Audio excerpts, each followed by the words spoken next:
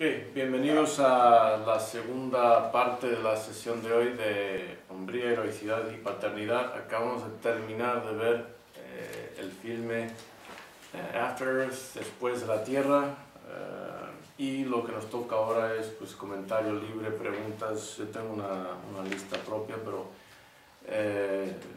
vamos a abrir primero a impresiones, ideas generales del filme, lo que os inspiró, lo que os ocasionó, dentro del contexto claro de lo que estuvimos tratando anteriormente. Sí, la formación que les dio el padre, aunque fueran unas pocas palabras porque no tuvieron comunicación alrededor de todo el viaje, y con el entrenamiento militar, aunque no tuviera oficiales de mando todo el viaje, Kitai se pudo desempeñar bastante bien en el ambiente para su edad, con casi cero experiencia. Pero sin esas lecciones él no habría hecho nada, no habría salido de la nave, hubiera muerto ahí de miedo. Pues en eso estoy totalmente de acuerdo. Lo que no estoy de acuerdo es lo que dijiste con solamente unas pocas palabras del padre. ¿Por qué entró él como cadete a los Rangers? Por su padre. Por su padre. Entonces, aprendemos más por el modelar las acciones de otros y sus patrones de conducta que por las palabras que nos dicen, para bien o para mal. O sea, el bebé nace en una familia e inmediatamente está aprendiendo. Mucho antes de que pueda entender palabras literalmente, está aprendiendo. Y ya estudiaremos en otro programa psicología del desarrollo humano, developmental psychology, para entender. Pero fundamentalmente aprendemos imitando por los roles, los modelos a seguir que tenemos a nuestro alrededor, para bien o para mal. Es sorprendente, por ejemplo, que un muchacho acabe narcotraficante a pesar de que su papá, que fuera narcotraficante, no se criara con él. ¿Os sorprendería eso? ¿Por qué no? Porque si es su padre, es su ejemplo. Pero aunque no se crían juntos, aunque no hubiera cruzado palabra los dos, ¿os sorprendería? ¿Por qué no? Porque los patrones se repiten. Sí, pero especifica un poco más, sí, pero especifica un poco más. Si el papá no está ahí para que el hijo los repita, ¿por qué los repite? ¿Por qué no nos extraña? ¿Y por qué es así? ¿Por qué? Porque mejor, o sea, tanto que lo extraña, trata de hacerlo más cercano a él posible. Ok, ¿más ideas? Sí, eso iba a decir, que quería ser como su padre. Ok, ¿más ideas?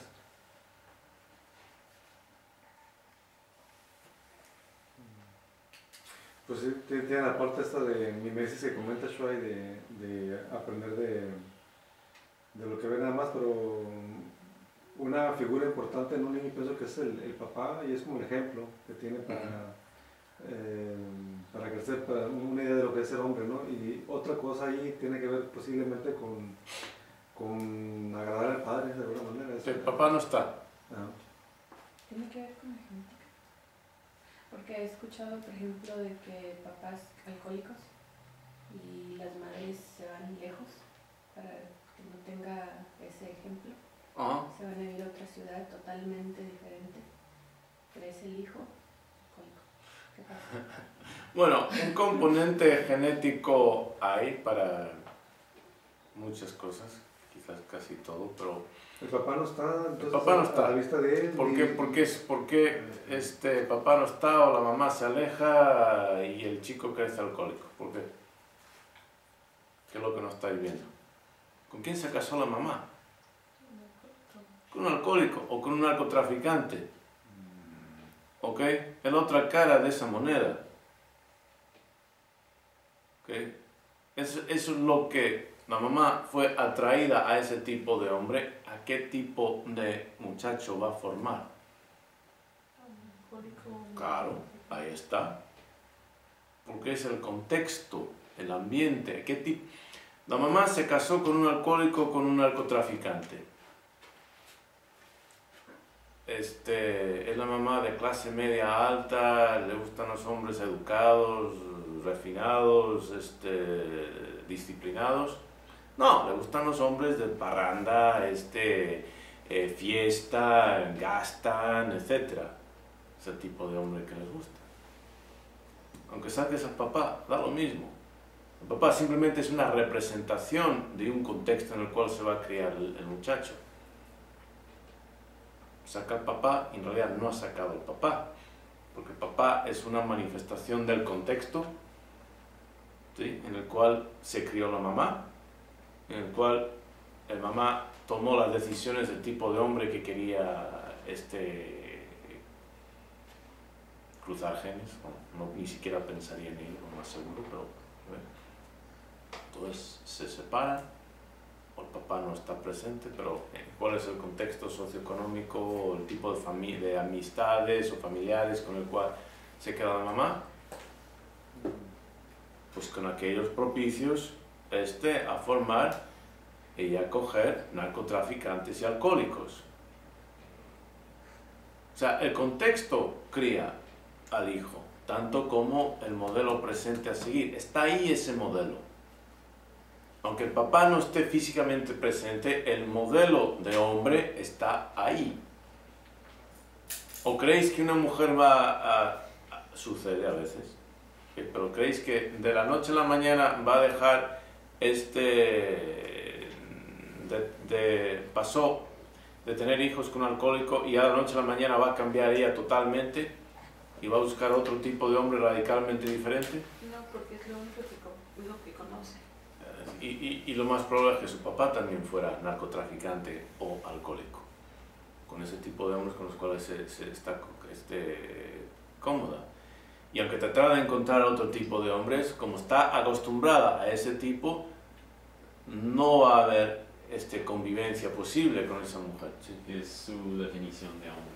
Ahí está, eso es, ahí está, es su definición de hombre, con lo cual ella acepta. O sea, si está acostumbrada a convivir con un alcohólico, un narcotraficante, está acostumbrada a disciplina,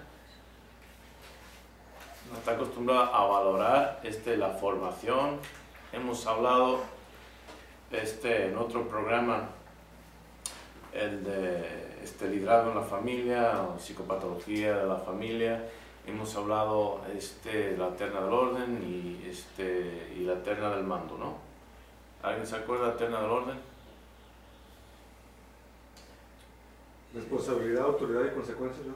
Esa es la terna del mando. Ah, ok. Es Visión, orden y disciplina. orden y disciplina. ¿Okay? En la familia de un narcotraficante, de un alcohólico, va a haber esas ternas. Va a haber orden, disciplina, visión, va a haber autoridad, responsabilidad, consecuencias. No. Y si la mujer se ha criado en un ambiente tan permisivo, ¿sí?, tan dado a como dicen aquí coloquialmente, el relajo, ¿creéis que va a poder acomodarse a otro tipo de hombre?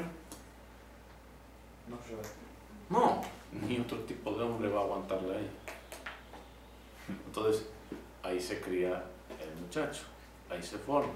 Por eso he dicho, no hay sorpresas. No hay misterios ni sorpresas en las cosas. ¿Hay falta de información? Sí. Pero indagad un poco y sí, los patrones se repiten. El contexto que generó el patrón, que es el papá, está ahí presente para asegurar de que ese patrón se va a repetir en el hijo, para bien o para mal. Entonces, en el caso del comandante Rage, él no está demasiado presente, pero ¿qué tipo de mujer le escogió a él? ¿Esa mujer va a aceptar criar a un hijo menos? No. ¿Creéis que sin la aportación de la madre, sin la complicidad de la madre, el muchacho hubiera entrado en la academia militar? Vimos la escena inicial en la familia, la primera escena en la mesa, donde todos hemos comentado, era harto reconocido que la madre estaba apoyando al papá. Era una empresa, un trabajo de equipo entre los dos, con una visión, con una visión para la formación del muchacho. Cada uno aportando de acuerdo a su rol, de acuerdo a su conocimiento, de acuerdo a sus capacidades, con esa visión compartida. ¿Sí? Entonces, no se sorprende. Y claro, por supuesto, si está escuchando acerca de su papá y de alguna forma u otra, pues los hijos tenemos esa tendencia a convertirnos en nuestros padres, ¿okay? Para bien o para mal. Tenemos la capacidad de reformarnos si es necesario, ¿sí? Pero precisamente puesto que los patrones persisten. Entonces, por eso dicen, dime con quién andas y te diré quién eres. O sea, si queréis ser diferentes al contexto que genera un tipo de individuo, hombre o mujer, negativo, ¿estáis siguiendo? Tenéis que distanciaros de ese contexto. No hay otra. Tenéis que poner distancia entre vosotros y ese contexto. No importa quién sea ese contexto, mamá, papá, hermanos, hay que poner distancia, porque si no, el contexto te va a formar. ¿Okay? Es ley de la evolución social. De ahí, lo he repetido miles de veces, que puedes sacar al muchacho del barrio, pero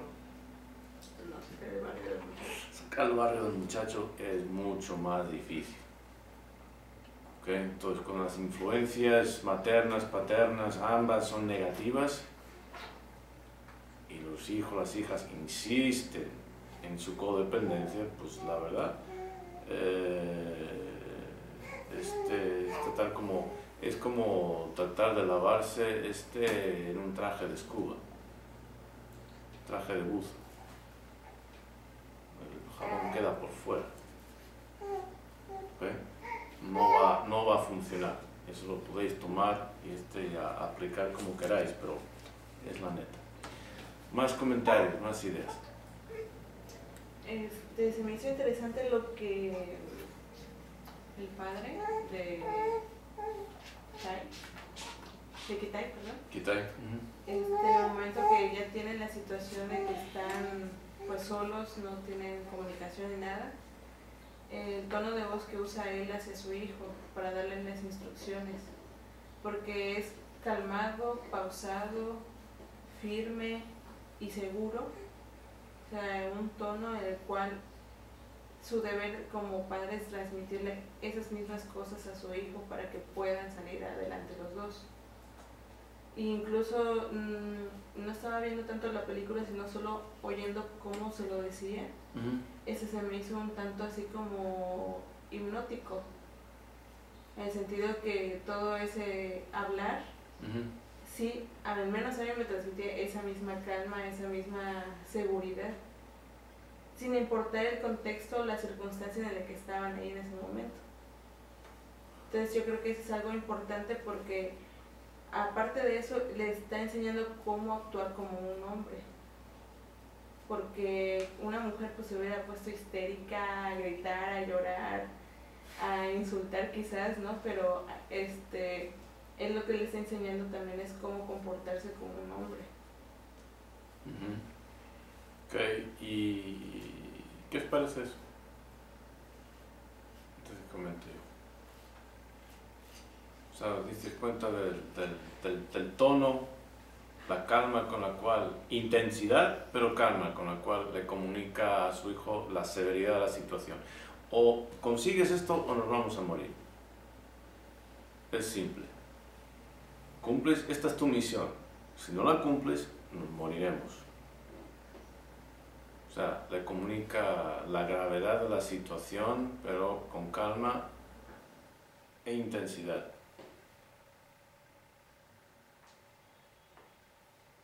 ¿Qué os parece?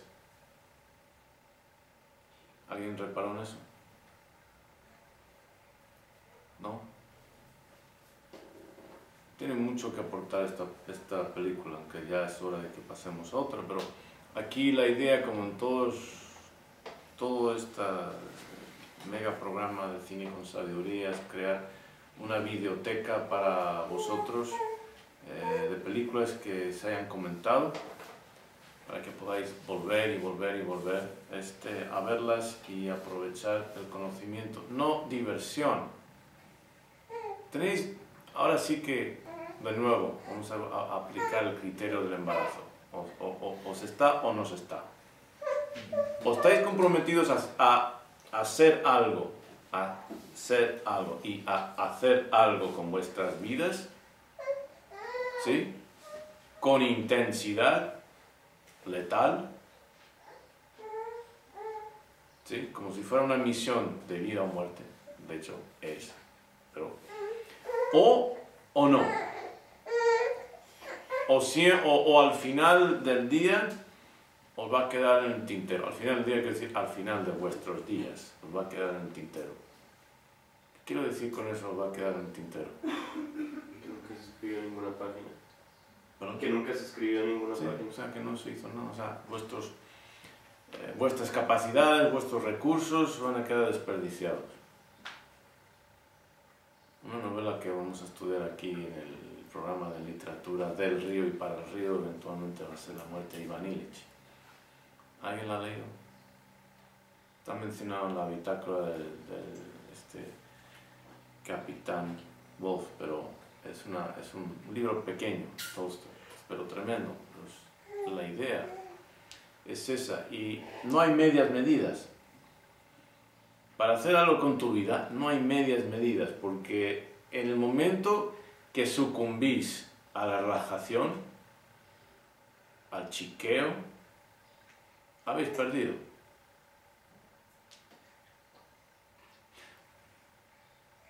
¿Os habéis preguntado por qué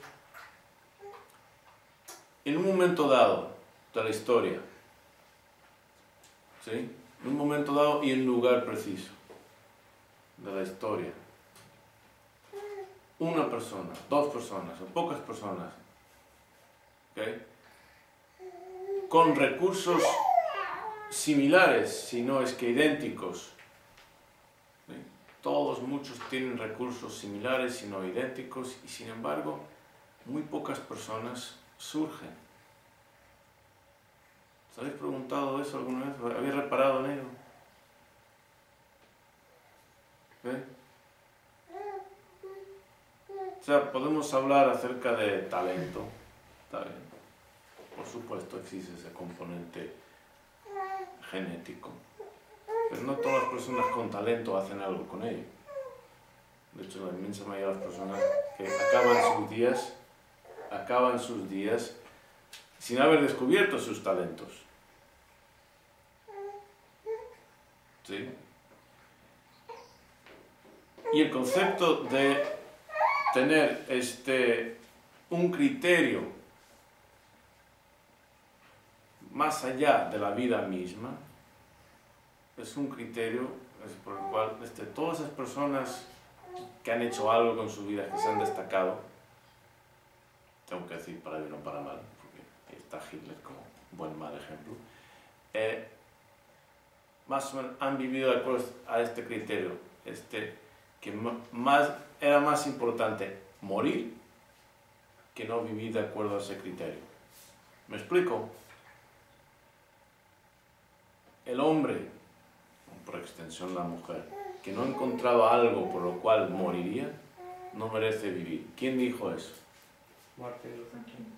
Martin Luther King Jr. Exacto. Exactamente.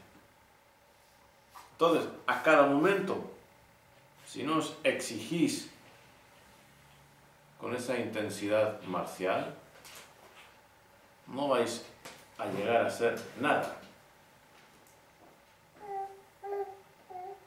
Porque la vida está compuesta por decisiones que se toman de momento en momento. Decisiones que se toman de momento en momento. Y si elegís de momento en momento, a la comodidad, a la conformidad, a ceder a la codependencia, pues el resultado va a ser tremendamente predecible. No hay sorpresas. ¿Más comentarios o más preguntas? ¿Alguien?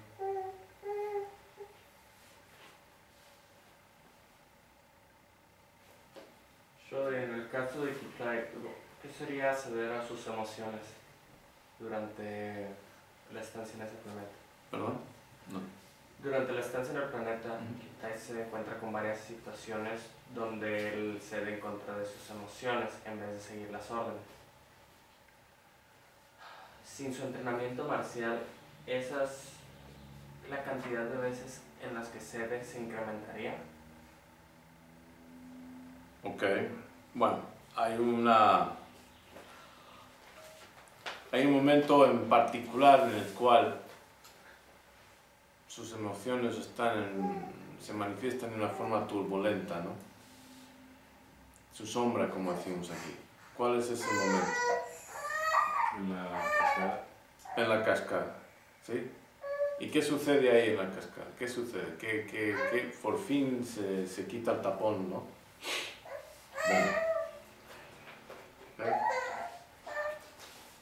¿Qué sucede en ese momento? Los recuerdos que tenía de niño acerca de su hermana y el momento.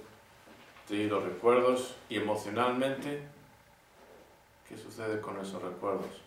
¿Qué es lo que aprendemos de Kitai? Hemos visto su conducta desde el principio, sabemos que reprobó porque psicológicamente no estaba preparado, vemos su actitud desafiante con su papá. Obvio que hay cierto resentimiento, pero ¿qué es lo que específicamente? ¿Qué es lo que esos recuerdos, pero a qué emociones están vinculados esos recuerdos? ¿Qué generaron esos recuerdos? Esas experiencias que generan en él. Miedo. Miedo. ¿Miedo? ¿Miedo a qué? A no proteger a su hermana. Su hermana ya está muerta. ¿Miedo a qué? A fracasar. Miedo a fracasar. ¿A fracasar de qué forma? Sí, pues tiene una misión y ahora su papá va a morir si no enfrenta este miedo como no lo hizo con su hermana, ¿no? Ok, miedo a fracasar por ahí, pero algo más específico y tiene que ver con su papá. Doy esa pista. ¿Miedo a qué? ¿Decepcionar a su padre? A decepcionar a su papá. Miedo a decepcionar a su papá.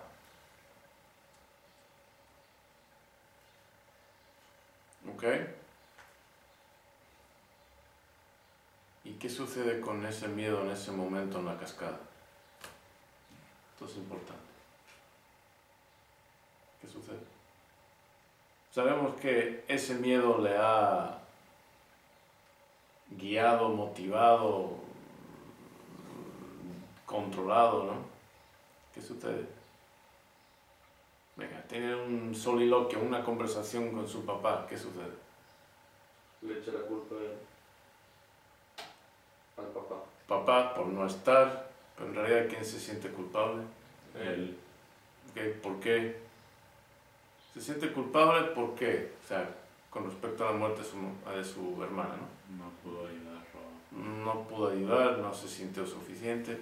Piensa que su papá ya estaba decepcionado de él por no hacer nada. Ajá. y a través de Kitai, pues la única forma de como de revertir eso es echándole la culpa a él. Eso que le echa la culpa que tú no estabas, etcétera, y Sí, bueno, yo pude mirar en esa escena, sí, es un momento crítico en la película. Sale el miedo, las memorias con su hermana, se está repitiendo lo mismo un poquito. Y en ese momento él enfrenta su miedo, o sea,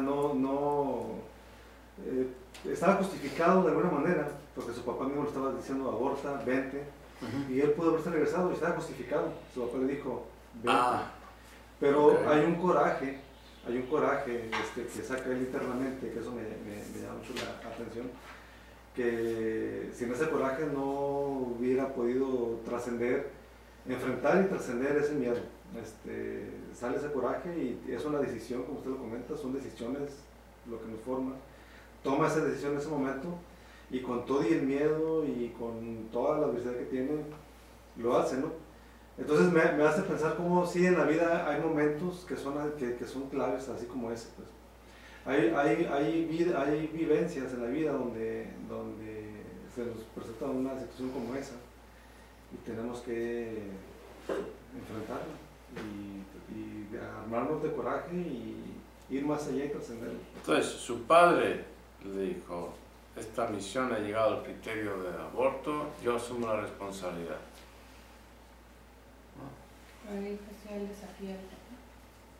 ¿No? Y tomo responsabilidad. Toma él responsabilidad. Ya no quiere ser porque dice, si yo fuera un comando, no me darías a mí esta orden. O sea, si me consideraras un hombre, no me darías esta orden. Le está diciendo, no, yo soy un hombre y esta es mi misión y voy a cumplir o voy a morir. Y aunque seas mi papá y aunque seas mi comandante, no voy a acatar tu orden que me va a dejar a mí, me va a quitar a mí la responsabilidad, me va a quitar a mí mi hombría. Se la quiere ganar. Cada vez, muchachos, que pudiendo hacerlo, dejáis que vuestras mamás laven vuestra ropa, ¿okay? Estáis escogiendo seguir siendo muchachos. ¿Sí? Y una larga lista de etcéteras parecidos. Queréis ser hombres, tenéis que tomar responsabilidad, autoridad por otros mismos. Entonces él dice, no, yo soy un hombre y voy a cumplir. ¿Sí? Él ya no quiere ser más presa de ese miedo. ¿Sí? El cobarde, el que vive dominado por el miedo. Y la codependencia es estar inmerso en miedo totalmente. Miedo a no ser aceptado, miedo a ser criticado, miedo a ser abandonado, bla, bla, bla. ¿Okay? El cobarde muere a cada momento. Porque nunca puede tomar la decisión de ser una persona libre. ¿Qué decía la canción esta? Algo así, ¿qué decía? Los hombres verdaderos. Solo es libre el hombre que no tiene miedo. Solo es libre el hombre que no tiene miedo. Escogéis que os carguen en vez de caminar. Estáis eligiendo ser muchachos y no hombres. Claro, no quiero decir que vayáis a pie de aquí a la garita. No, entendéis lo que quiero decir. ¿Sí? Y son decisiones que se toman a cada momento. Igual que Kitai, en esa cascada. No quiero ser un niño más, quiero ser un hombre, quiero tomar responsabilidad. No me la vas a quitar. Cuando el papá dice, yo tomo responsabilidad. No. Dice, yo soy un hombre, yo tomo responsabilidad. Porque si me consideraras como tal, no me despreciarías de esta forma.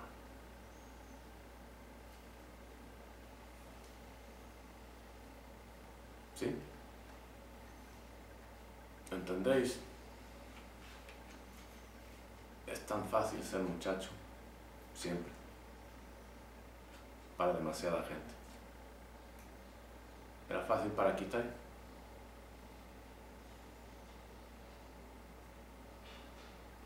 No. ¿Por qué no era fácil para Kitai? ¿Por qué es tan fácil para tantos? ¿Cuál es la gran diferencia? Él tenía a su padre. Ok, pero hay algo más que simplemente tener un papá. Había algo por dentro, inculcado por dentro, que no le permitía a él seguir siendo un muchacho. ¿Qué? El ejemplo de su papá. Algo más. La muerte de su hermana, Shoy. No, algo más. Venga, lo hemos mencionado. ¿Qué es lo que fundamentalmente le dirigía a él? No, La sombra y el miedo, ya hemos hablado. ¿pero que miedo a qué? Era su motivación. El miedo a la decepción de su padre. Miedo a decepcionar, a desilusionar a su padre. Muchachos, hombres, mujeres, o sea, eso es algo sano. Es algo sano en los hijos, en las hijas, tener un criterio mental con el cual tienen que superar, tienen que cumplir. Es indispensable. Es indispensable. Si el criterio paterno, materno va a ser siempre la excusa, va a ser vivir vuestras vidas, y perdón el juego de palabras, pero como excusados. ¿Okay?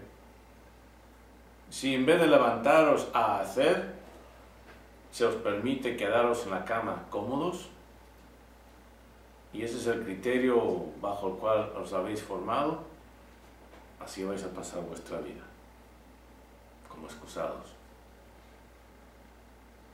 Y cuando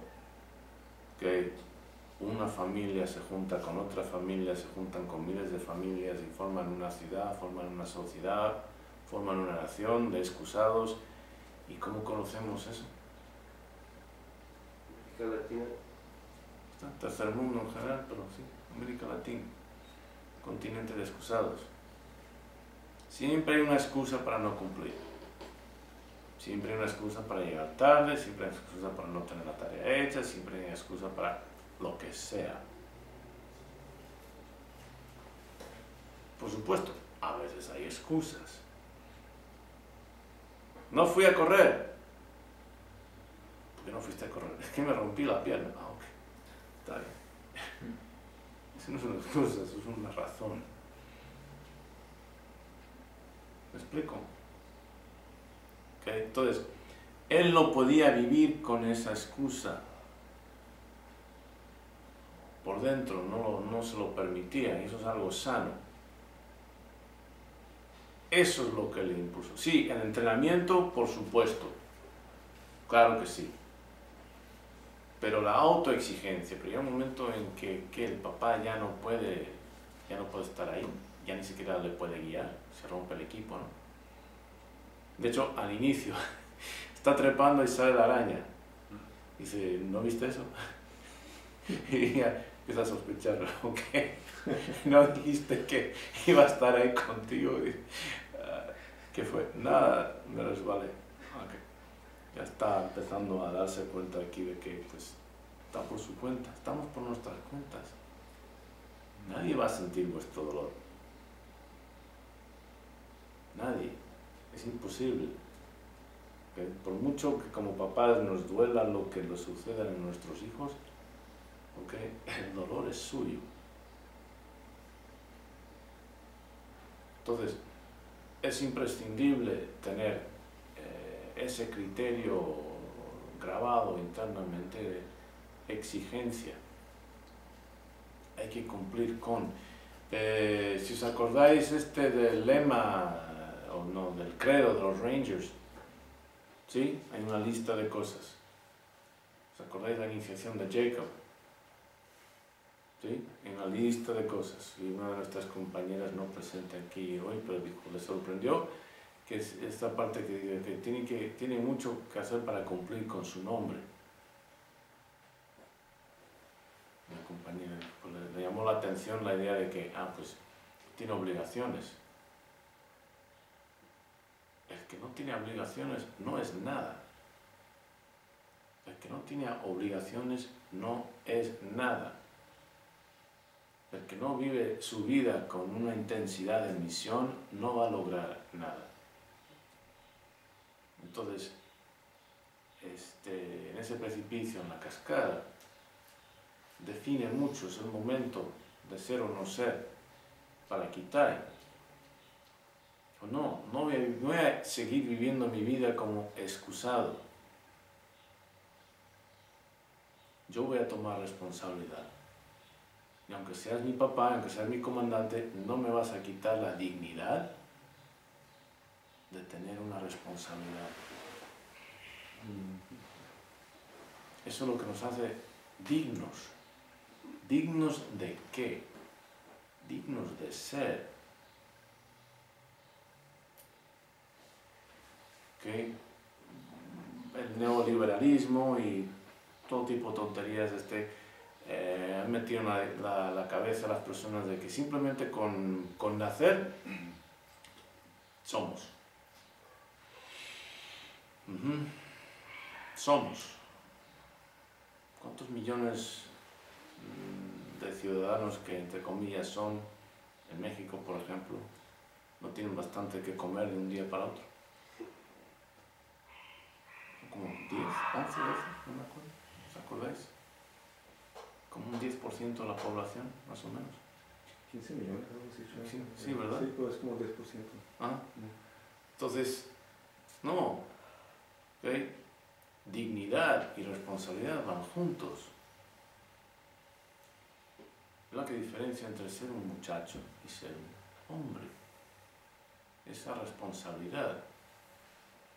Y el cumplir con esa responsabilidad os da el derecho a la dignidad de hombre. Pues él elige y se tira por el precipicio. Muy alegórico, ¿no? Se lanza al vacío, armado de sus testículos y algo de tecnología, ¿no?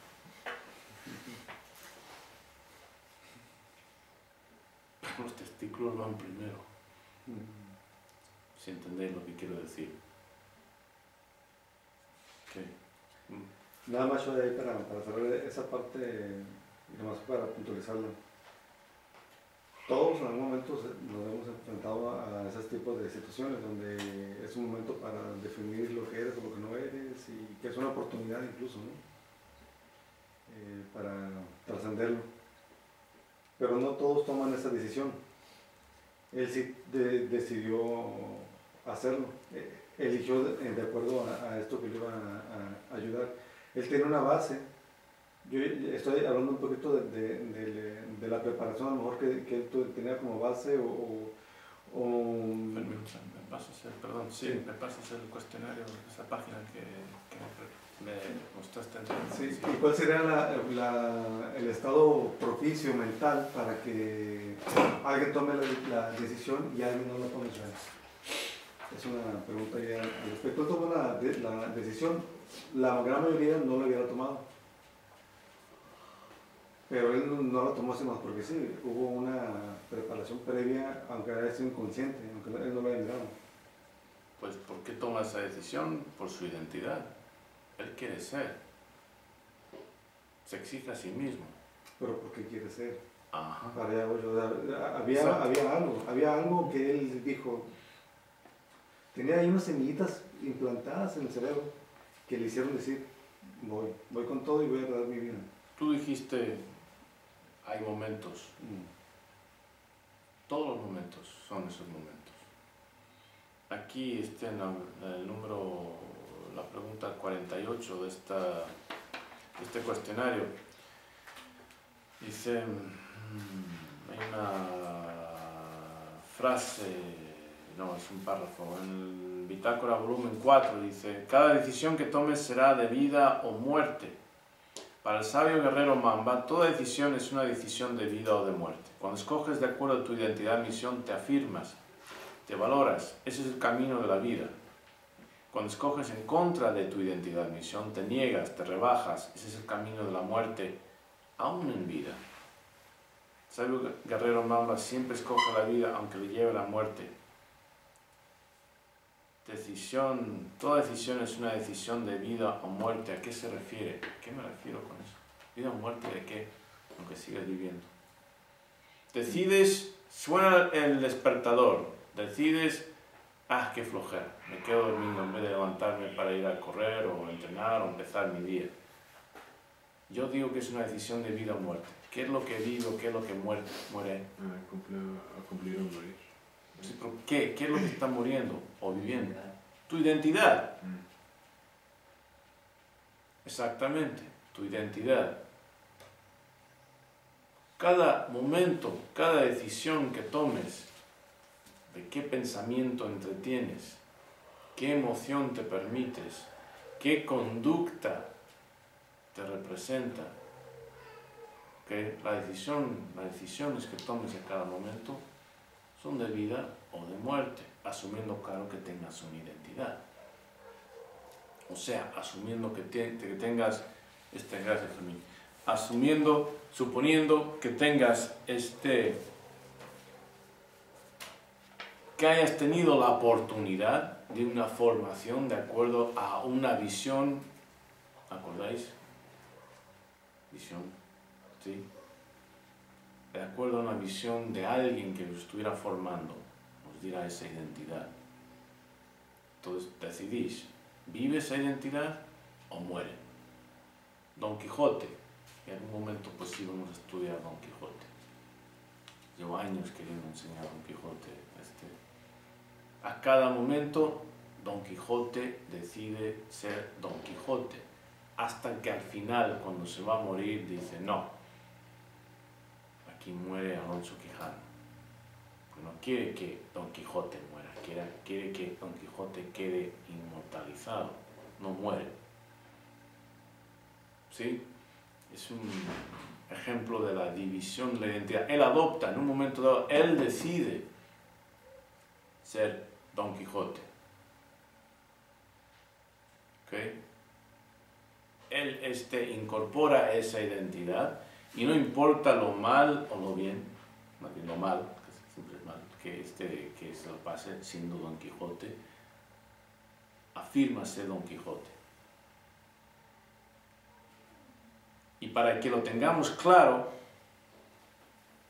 Cervantes, el autor, el ex veterano de un tercio, que dice, no, Don Quijote no muere aquí, Alonso Quijano muere, Don Quijote continúa, es inmortal. Aunque claro, ya como arquetipo queda inmortalizado, pero Cervantes quiso puntualizar esa idea. A cada momento tomamos esa decisión. Y si no nos hemos formado bajo disciplina militar, va a ser difícil. Si no tenemos ni la más remota idea de que esa disciplina existe, va a ser imposible. Y de ahí que el tercermundismo sea una enfermedad social y psicológica que se va transmitiendo de generación en generación. Estos no son conceptos que se conozcan. En realidad no son conceptos así que se manejan en el primer mundo tampoco, pero en un momento dado estos son los conceptos que definían a las familias. Cuando veamos la Odisea, y vamos a ver cómo, por ejemplo, en esa cultura, en esa sociedad, en aquellos días, cómo valoraron estos. En realidad estos conceptos son universales y son milenarios, que en esta época todo se ha ido al carajo. Es gran parte del problema de la decadencia, pero en el tercer mundo es endémica. O sea, en el primer mundo existió, pero se han olvidado. Aquí nunca llegó.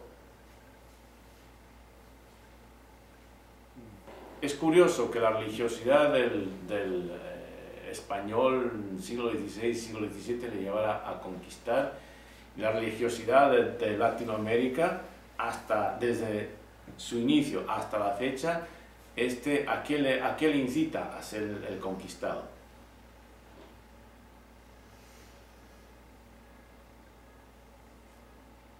¿Sí? Muy bien. ¿Más cosas? ¿Qué horas, por favor? Hay aquí unos detalles. 12:31. Más cosas. Sí, yo tengo aquí varios puntos así como se recuerdan, pero ahí otro de los puntos cuando la importancia de detenerse y analizar se me hizo así como clave, porque en varios puntos se lo está él también instruyendo, el papá de Kitai, cuando le dice arrodíllate. Y primero el papá le dice arrodíllate. Él le da la orden y él tiene miedo y sigue corriendo y hasta que le sigue dando la orden y acepta y se arrodilla, ¿no? 2 veces le pide que haga eso también en cuanto baja de la nave. Entonces me acuerdo mucho, usted lo comenta, ¿no? Él está haciendo la voluntad de él en ese momento para darle esa instrucción. Pero en un momento dado ya después, él solo se arrodilla porque ya está implantado, ¿no?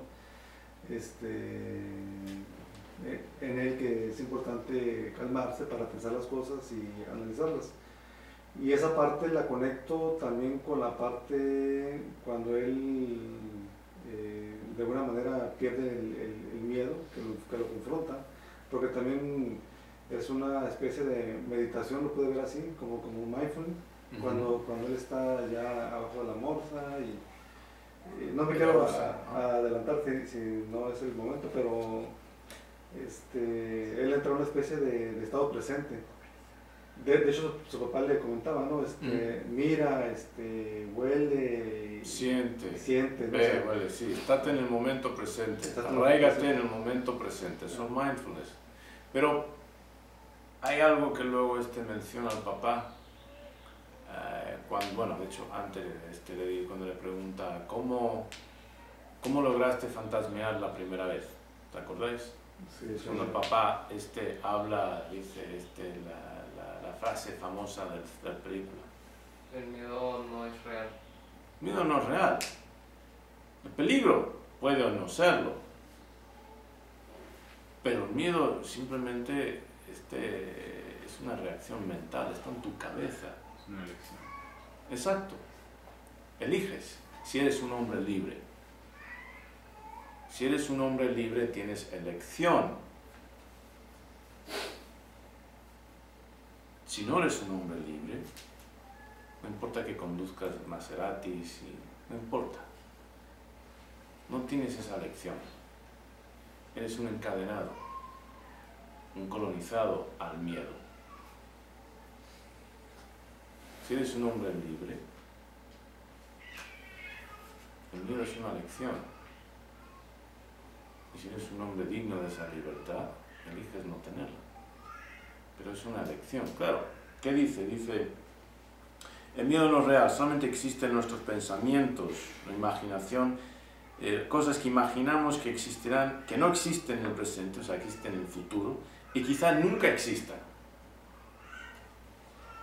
¿Sí? Quizás nunca existan.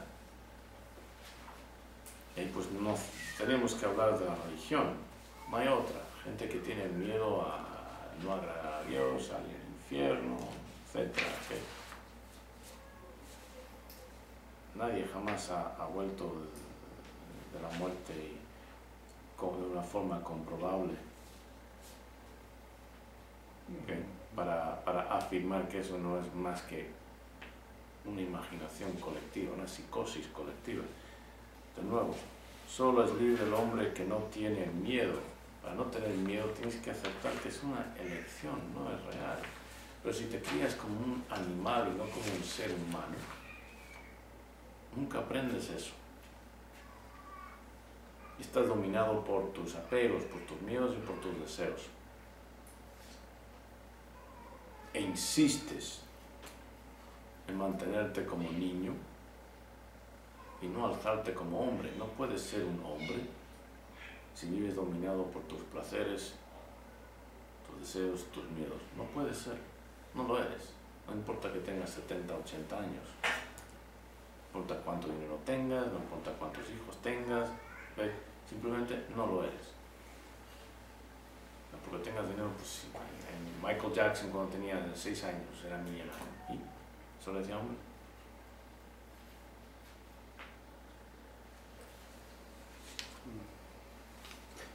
Miedo al futuro, ponerle el ejemplo de la religión, Choy, y un ejemplo que no tenga que ver con religión.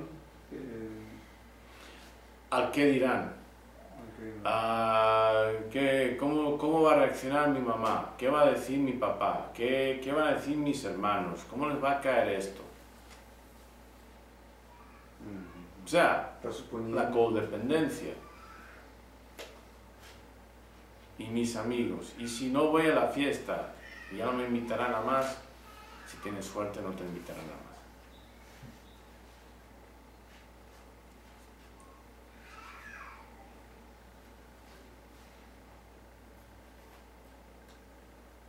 Comentarios, preguntas.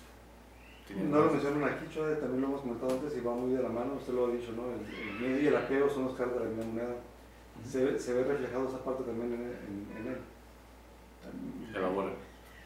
Está, bueno, específicamente en cuanto al tema de la vida. Primero el papá y luego le pasa a él, ¿no? Llega un momento donde sueltan, incluso me da la impresión de el miedo incluso a morir, o sea, ya pierden ese miedo. Y me recordó la película nuevamente, de la película de Vi, ¿no?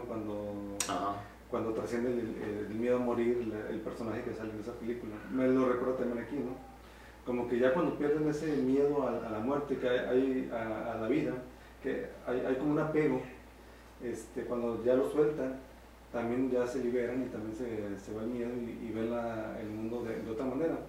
Comentaba incluso el comandante Wright, papá de Rage, que todo el mundo se cuenta historias, pero la historia de él a partir de ese día ya se contó una historia diferente, ¿no?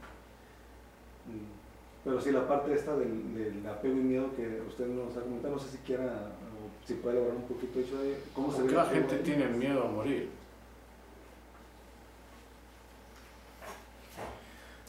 No saben lo que viene después. Vamos a suponer que no viene nada después. Simplemente nada. Como cuando te duermes y no sueñas, como cuando te anestesian si habéis tenido cirugías y se acabó. Nada. Aún los creyentes religiosos, la inmensa mayoría, no todos, pero la inmensa mayoría, hay unos creyentes religiosos que están convencidos de que van a ir al paraíso, al cielo, o no sé qué, tienen miedo a morir. Como dije, dice este refrán afroamericano, todo el mundo quiere ir al cielo, pero nadie quiere morir. Pues, ¿cómo vas a llegar al cielo si no te mueres? ¿Por qué la gente tiene miedo? Es un apego a la vida. O sea, el tener miedo a algo implica que estás apegado a algo. Tienes miedo a la muerte, que la muerte, sino pues el final de la vida, tienes apego a la vida. Yo ahí, para que nos ayude a entender esa parte, cómo ese momento de estar en el presente le hizo perder el miedo al apego a la vida. Ok, gracias, eso iba antes. Entonces está en el presente. ¿Qué dice el papá del miedo? El miedo es una representación de una amenaza futura que existe solamente en tu imaginación. ¿Okay? Entonces, al arraigarse en el presente, está saliendo de su imaginación. El miedo solamente existe en tu imaginación. Salte de tu imaginación, ven al presente, mindfulness. Arráigate en el presente ¿con qué? Con tus sentidos, tu percepción. Y se disuelve el miedo.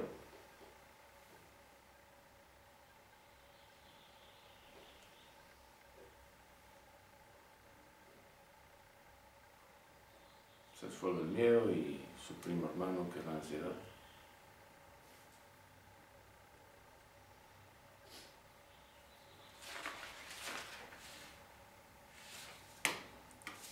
¿Cuál es la función de la ira en Kitai?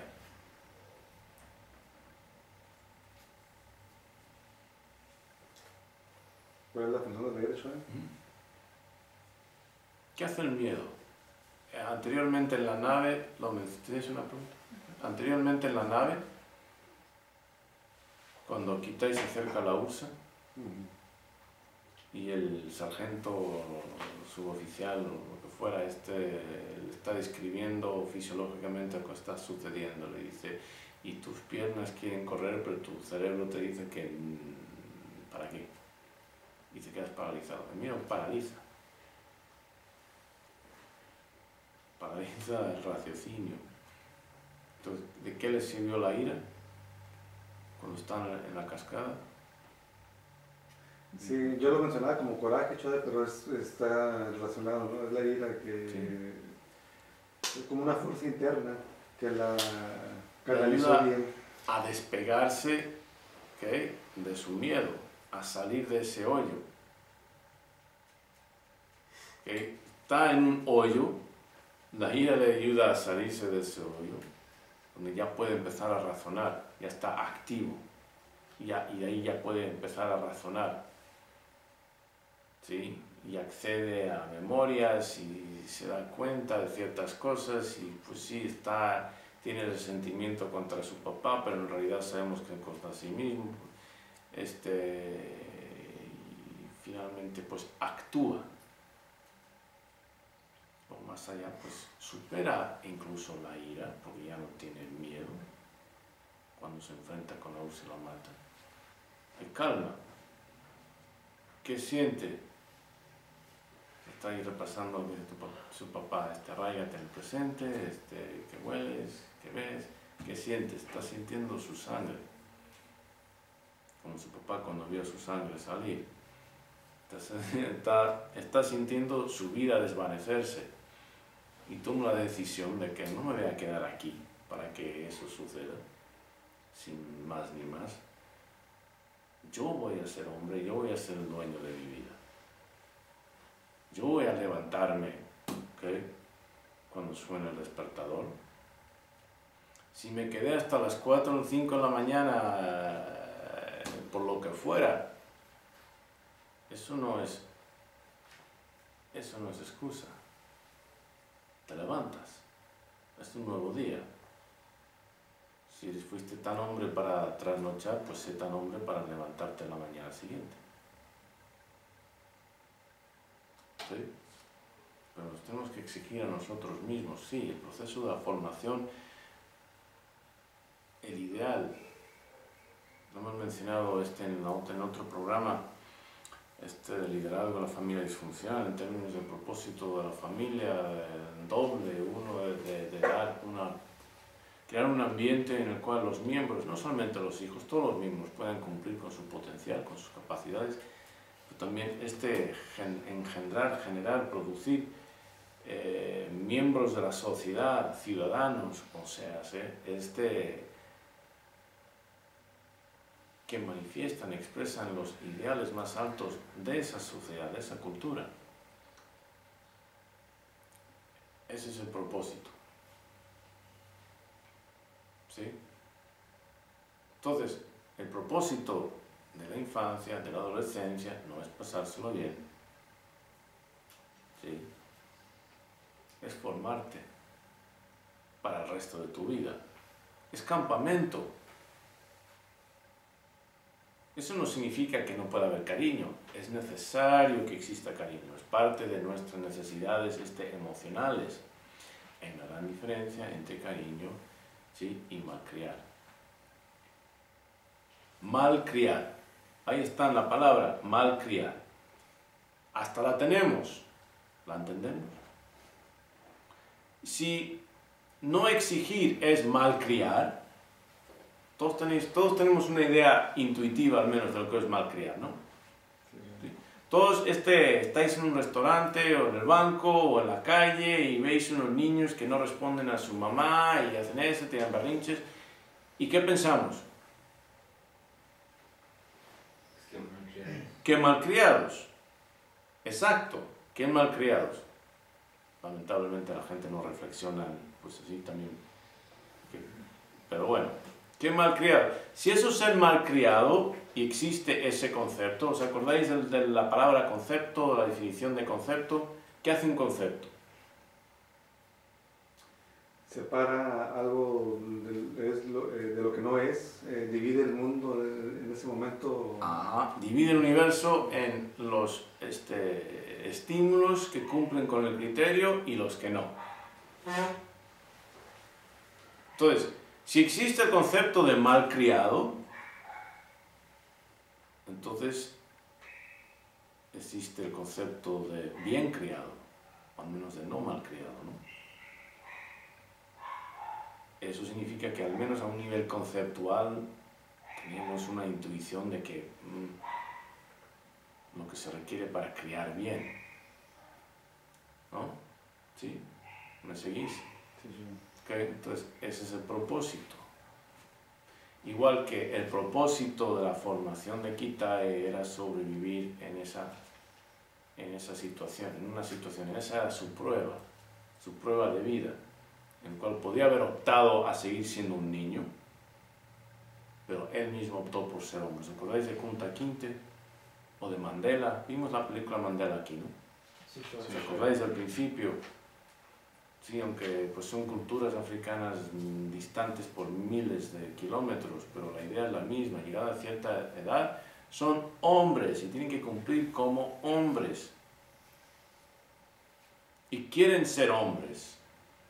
Los muchachos quieren ser hombres, no quieren seguir siendo muchachos. Y eso implica, frente a las mamás, ¿sabes qué? Pues, gracias, pero no gracias. Yo puedo hacer mi propia ropa, también la puedo doblar. Tengo manos, tengo brazos, tengo piernas.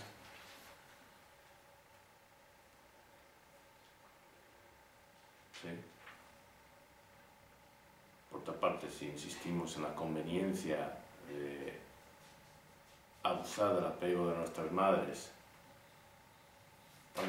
pensamos que estamos siendo inteligentes y eso, pero en realidad estamos siendo niños. Estamos afirmando nuestra niñez y estamos negando nuestra hombría. Y no queremos negar nuestra hombría, ¿verdad? No. Ok, me asustasteis por un momento. Se me paró el corazón. Okay.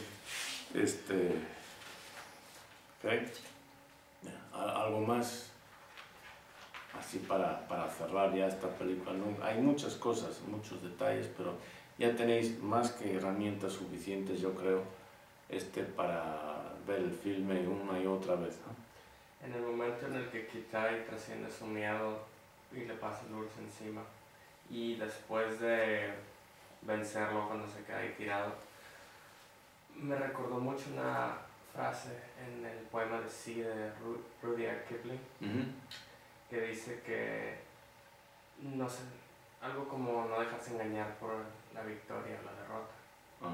Trata de esos dos impostores de la misma manera. Entonces, en lo que vence la ursa no se para a celebrar ni nada, ni se tira atrás, no, inmediatamente va a su objetivo, que es el Muy buena observación. ¿El sable? No, el dispositivo para mandar la señal. El radiofaro. Sí. ¿Cuál fue el momento cumbre de la vida de Kitai?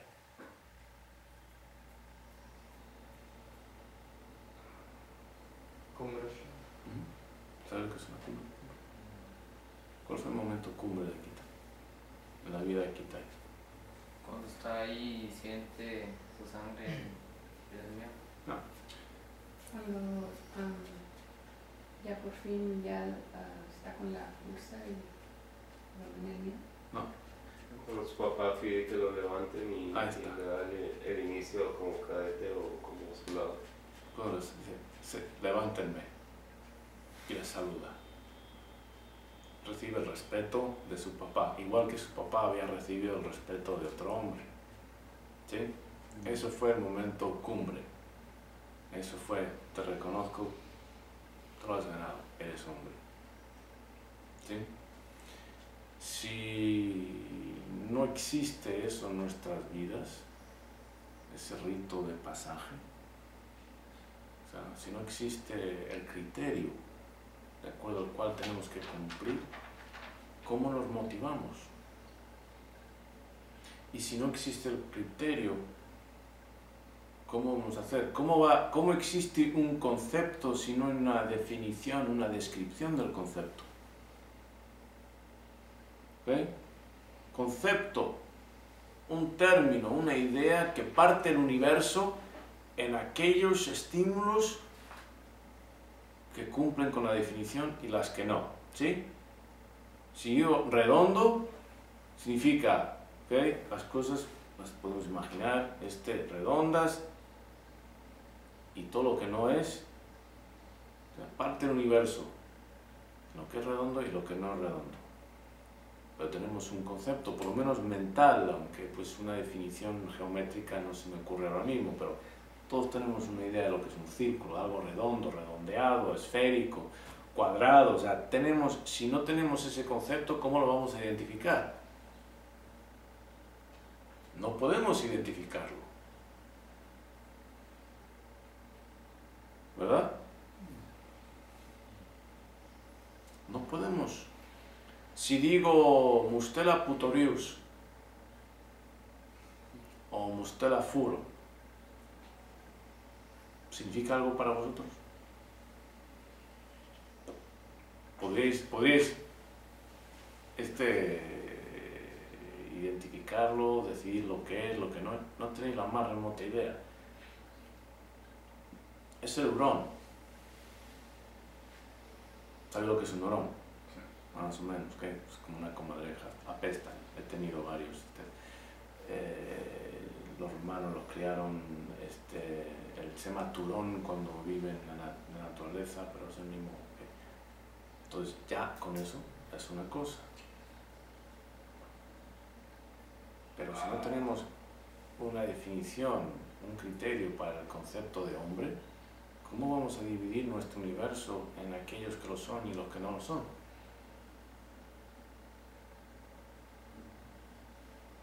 Y si nos dejamos dominar por que si las feministas, que si los de derechos gay, etcétera, etcétera, que quieren anularnos y convertirnos a todos en metrosexuales o hermafroditas o quién sabe qué, deshacemos la categoría, deshacemos el concepto. Entonces, pues, hasta mi pluma es un hombre.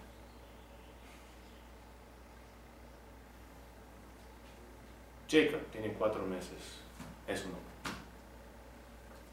¿Dónde está la definición? Sin la definición, pues, necesitamos la definición para que exista el concepto. Y el concepto define, nos da el criterio. Si no tenemos ese criterio, ¿cómo vamos nosotros a esforzarnos para cumplir con ese criterio? ¿Cómo vamos a saber que hemos cumplido con ese criterio? ¿Cómo vamos a exigir de nosotros mismos y del mundo a nuestro alrededor que nos traten con la dignidad que se merece ese criterio? Donde no hay hombría, no hay dignidad. Que el que pertenezca a una nación tercermundista y no se levanta cada mañana indignado de ese estado de su país, es que no tiene dignidad. Indignación viene de tu dignidad, ha quedado ofendida. Y no me refiero a orgullo, ni a soberbia, aquí sobra. ¿Ok? Me refiero a un criterio. Soberbia es cuando la gente no tiene un criterio, simplemente quieren derechos sin responsabilidades, sin obligaciones. No, para eso sobran políticos. ¿Sí? No quieren consecuencias. Sobra la impunidad. Tenemos que ser líderes y el liderazgo, ¿sí? La terna, el orden y la disciplina, nos aplica, el mando, perdón. A nosotros mismos tenemos que tener ese criterio, lo que significa ser hombre, para exigirnos, y nos lo tienen que enseñar, y el propósito de nuestra formación en familia es inculcarnos esa exigencia de forma que llegue un momento en que sea autoexigencia. ¿Sí? ¿Algo más? ¿No? Pues nada más comentar, yo que pues, está hablando de tener un concepto de lo que es ser hombre. Ajá. En realidad sí hay concepto, pero está bien erróneo. Pues. Sí hay un concepto de lo que es ser hombre, ese es el problema. Bueno, hay una idea, pero concepto, de acuerdo a la definición que hemos manejado en Liderazgo de la Familia de concepto, que divide al universo en los estímulos que aplican y lo que no aplican, en realidad no es un concepto, porque ¿dónde empieza y dónde termina? Sí, o sea, mujeriero, que bebe, tal y cual, entonces un niño de 13 años, un chaval de 13 años que va a un burdel o frecuenta un burdel y toma con frecuencia, ya es un hombre, si ese es el criterio. De acuerdo a la cultura, desgraciadamente sí. Pues entonces no es es el criterio, es la idea, pero no es un concepto que va a decir. Pero sí, entiendo lo que dices, es válido. Por eso teniendo reformulando el concepto y teniendo este nuevo concepto que se está viendo aquí, es como uno puede ver la vida diferente, porque el ser y estar cambia, por eso mismo. Pero yo ese concepto, lo que aquí se pasa, o otras partes pasan por hombría, yo no lo considero hombre. Hay otras palabras, muchas de ellas groseras, que no voy a repetir, pero no es hombre. Pero bueno, tu punto es válido. Gracias. ¿Algo más? ¿Alguien tiene algo más que comentar? ¿Preguntar? Ok, bien. Entonces vamos a cortar ahora. Tomaremos el descanso de la comida. A ver si luego diré que ahora tenemos que volver. Gracias. Y si la mujer se ha criado en un ambiente tan permisivo, ¿sí? Tan dado a como dicen aquí coloquialmente, el relajo, ¿creéis que va a poder acomodarse a otro tipo de hombre? No sé. No, ni otro tipo de hombre va a aguantarle ahí. Entonces, ahí se cría el muchacho, ahí se forma. Os he dicho, no hay sorpresas. No hay misterios ni sorpresas en las cosas. ¿Hay falta de información? Sí. Pero indagad un poco y sí, los patrones se repiten. El contexto que generó el patrón, que es el papá, está ahí presente para asegurar de que ese patrón se va a repetir en el hijo. Para bien o para mal. Entonces, en el caso del comandante Rage, él no está demasiado presente. Pero ¿qué tipo de mujer le escogió a él? ¿Esa mujer va a aceptar criar a un hijo menos? No. ¿Creéis que sin la aportación de la madre, sin la complicidad de la madre, el muchacho hubiera entrado en la academia militar? Vimos la escena inicial en la familia, la primera escena en la mesa, donde todos hemos comentado, era harto reconocido que la madre estaba apoyando al papá. Era una empresa, un trabajo de equipo entre los dos, con una visión, con una visión para la formación del muchacho. Cada uno aportando de acuerdo a su rol, de acuerdo a su conocimiento, de acuerdo... ¿Es el hijo? ¿Qué pasa? Bueno, un componente genético hay para muchas cosas, quizás casi todo, pero... El papá no está, entonces, el papá no está. A la vista de él. ¿Por qué el papá no está o la mamá se aleja y el chico crece alcohólico? ¿Por qué? ¿Qué es lo que no estáis viendo? ¿Con quién se casó la mamá? ¿Con un alcohólico o con un narcotraficante? ¿O ¿ok? Es la otra cara de esa moneda. ¿Ok? Eso es lo que la mamá fue atraída a ese tipo de hombre, a qué tipo de muchacho va a formar. Claro, ahí está. Porque es el contexto, el ambiente, qué tipo. La mamá se casó con un alcohólico, con un narcotraficante. Es la mamá de clase media alta, le gustan los hombres educados, refinados, disciplinados. No, le gustan los hombres de parranda, fiesta, gastan, etc. Ese tipo de hombre que les gusta. Aunque saques al papá, da lo mismo. El papá simplemente es una representación de un contexto en el cual se va a criar el muchacho. Saca al papá y en realidad no ha sacado al papá, porque el papá es una manifestación del contexto, ¿sí?, en el cual se crió la mamá, en el cual el mamá tomó las decisiones del tipo de hombre que quería cruzar genes. No, ni siquiera pensaría en ello, lo más seguro, pero entonces se separan, o el papá no está presente, pero cuál es el contexto socioeconómico, o el tipo de amistades o familiares con el cual se queda la mamá, pues con aquellos propicios a formar y a coger. Okay, bienvenidos a la segunda parte de la sesión de hoy de Hombría, Heroicidad y Paternidad. Acabamos de terminar de ver el filme After Earth, Después de la Tierra, y lo que nos toca ahora es pues comentario libre, preguntas. Yo tengo una lista propia, pero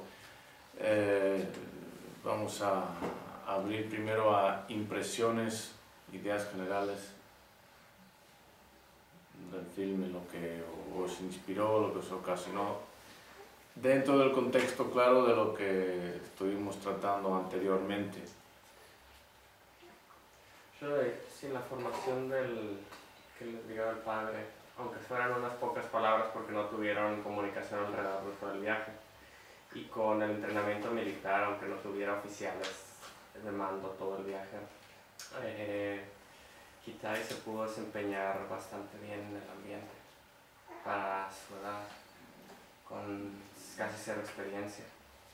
Pero sin esas lecciones él no habría hecho nada, no habría salido de la nave, hubiera muerto ahí de miedo. Pues en eso estoy totalmente de acuerdo. Lo que no estoy de acuerdo es lo que dijiste con solamente unas pocas palabras del padre. ¿Por qué entró él como cadete a los Rangers? Por su padre. Por su padre. Entonces, aprendemos más por el modelar las acciones de otros y sus patrones de conducta que por las palabras que nos dicen, para bien o para mal. O sea, el bebé nace en una familia e inmediatamente está aprendiendo. Mucho antes de que pueda entender palabras literalmente, está aprendiendo. Y ya estudiaremos en otro programa psicología del desarrollo humano, developmental psychology, con traficantes y alcohólicos. O sea, el contexto cría al hijo, tanto como el modelo presente a seguir. Está ahí ese modelo. Aunque el papá no esté físicamente presente, el modelo de hombre está ahí. ¿O creéis que una mujer sucede a veces, pero creéis que de la noche a la mañana va a dejar pasó de tener hijos con un alcohólico y a la noche a la mañana va a cambiar ella totalmente y va a buscar otro tipo de hombre radicalmente diferente? No, porque es lo único que conoce. Y lo más probable es que su papá también fuera narcotraficante o alcohólico, con ese tipo de hombres con los cuales se está cómoda. Y aunque tratará de encontrar otro tipo de hombres, como está acostumbrada a ese tipo, no va a haber convivencia posible con esa mujer. Sí, es su definición de hombre. Ahí está. Eso es. Ahí está. Es su definición de hombre. con lo cual ella acepta. O sea, si está acostumbrada a convivir con un alcohólico, un narcotraficante, está acostumbrada a disciplina, no está acostumbrada a valorar la formación. Hemos hablado en otro programa, el de liderazgo en la familia, o psicopatología de la familia. Hemos hablado la terna del orden y la terna del mando, ¿no? ¿Alguien se acuerda de la terna del orden? Responsabilidad, autoridad y consecuencias, ¿no? Esa es la terna del mando. Ah, ok. Es Visión, orden y disciplina. orden y disciplina. ¿Okay? En la familia de un narcotraficante, de un alcohólico, va a haber esas ternas. Va a haber orden, disciplina, visión, va a haber autoridad, responsabilidad, consecuencias. No, para entender. Pero fundamentalmente aprendemos imitando por los roles, los modelos a seguir que tenemos a nuestro alrededor, para bien o para mal. Es sorprendente, por ejemplo, que un muchacho acabe narcotraficante a pesar de que su papá, que fuera narcotraficante, no se criara con él. ¿Os sorprendería eso? ¿Por qué no? Porque si es su padre, es su ejemplo. Pero aunque no se criaran juntos, aunque no hubieran cruzado palabra los dos, ¿os sorprendería? ¿Por qué no? Roberto. Porque los patrones se repiten. Sí, pero especifica un poco más, sí, pero especifica un poco más. Si el papá no está ahí para que el hijo los repita, ¿por qué los repite? ¿Por qué no nos extraña? ¿Y por qué es así? ¿Por qué? Porque mejor, o sea, de tanto que lo extraña, trata de hacerlo lo más cercano al posible. Ok, ¿más ideas? Sí, eso iba a decir, que quiere ser como su padre. Ok, ¿más ideas?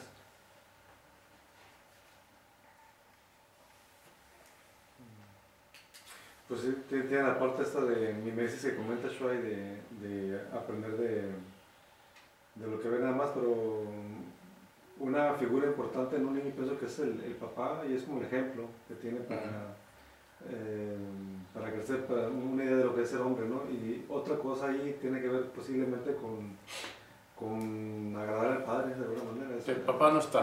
Ah. Tiene que ver con la genética. Porque he escuchado, por ejemplo, de que papás alcohólicos y las madres se van lejos para que no tenga ese ejemplo.